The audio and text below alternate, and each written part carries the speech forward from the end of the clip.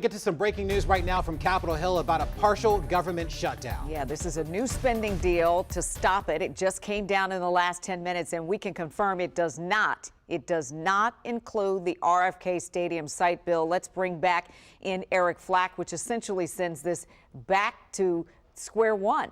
If there's a square one to get back to, right? You know, I think people who support the RFK bill and who have been fighting for it are holding out very, very slim hope at this point, Leslie. But what I'm being told is that the RFK legislation is, in fact, no longer included in the government funding agreement that Congress will vote on tonight. Now, supporters of that bill believe that this version that the Congress is going to vote on tonight ultimately may not be the one that passes, which keeps some slim hope for the RFK bill alive. But we do know that President-elect Donald Trump is tweeting and going to social media with his support for this bill.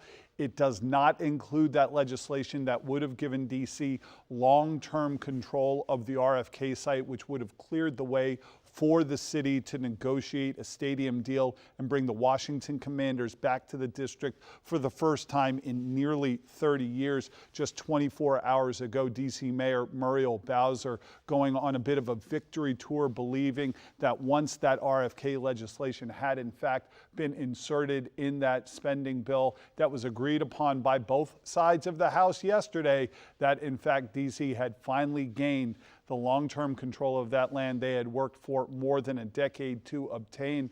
Everything fell apart last night as President-elect Donald Trump's cabinet member Elon Musk took to social media to criticize much of the spending in that bill. Even though that spending had nothing to do with RFK, the congressional leaders scrapped the bill, went back to the drawing board. They have reached a new agreement, but as of right now, that RFK legislation, which really has nothing to do with that government spending bill, not part of the bill that Congress is going to vote on tonight. Guys, back to you. Eric, so if we're hearing you correctly, there's a possibility that some misinformation could have really played a strong role in derailing this deal that's been in the works for, a generation or more. Right. Yeah, Elon Musk really took aim at all the spending, the additional attachments in this bill. Much of those attachments did in fact carry large price tags with them. And this is typical on Capitol Hill. A lot of these spending bills for decades and decades have typically added attachments that really have nothing to do with keeping the lights on per se for the federal government, but do address other issues. In this session, the government spending bill addressed rebuilding the Francis Scott Key Bridge in Baltimore, disaster aid for farmers, a number of other issues, and included in that packet of additions to the spending bill was this legislation for RFK that cost no federal dollars that would have given D.C. long-term control. Elon Musk took aim at many of those things. He erroneously reposted something that claimed that the RFK bill would have cost billions of dollars when in fact it wouldn't. That post that he reposted has been corrected today, but the damage may have been done. It was caught up in something that really had nothing to do with the merits of that RFK debate.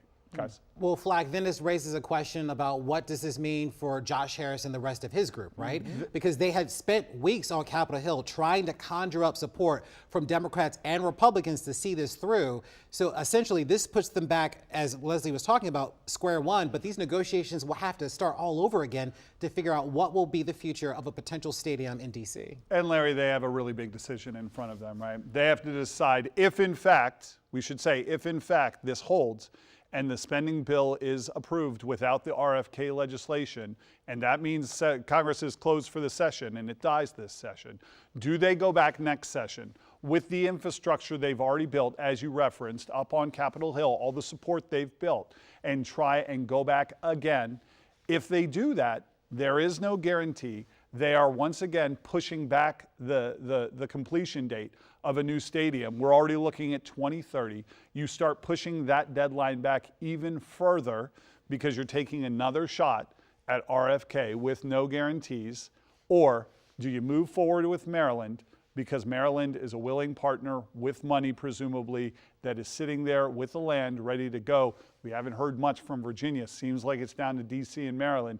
Maryland has no obstacles right now. A lot of obstacles still remaining in D.C. The Harris team will have a huge decision to make if, in fact, this legislation goes down tonight, as it is currently on course to do. Before we let you go, this last time, you said there is a small window of time that maybe there could be something that influences some decision making. What is likely happening behind the scenes right now as this 11th hour push is moving into a 12th hour hope? Yeah, Les, I think that the team has really extinguished all of its resources and its efforts. There's not much the team can do to lobby to convince anybody at this point. They had convinced everybody to move forward with this. This has gotten caught up in a political quagmire.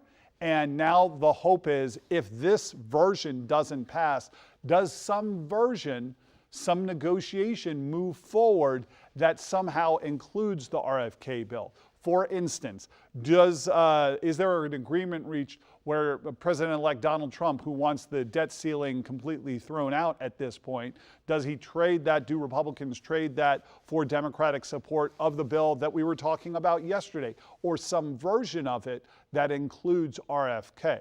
But again, at this point, Donald Trump is supporting the bill that is going to be voted on tonight. It will be a huge early test of his power and influence as he prepares to take office over the Congress and the soon-to-be Republican-controlled Congress. But that is a slim hope. But they're still holding on to hope that there might be some. Just as this turned around so quickly against the RFK bill, that somehow it turns around in favor of the RFK bill at the last second. Boy, it's a tale of two stories here, right? You keep the government open, you keep people working, you keep things moving, and yet here's this thing this is a real bittersweet pill for a lot of people who had advocated for this and wanted it.